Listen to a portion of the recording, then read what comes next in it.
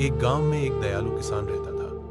एक दिन उसे खेत में एक घायल कबूतर मिला। उसने उसे घर लाकर उसकी देखभाल की और खाना पानी दिया।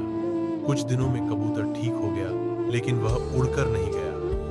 वह किसान का मित्र बन गया और रोज उसके कंधे पर बैठता।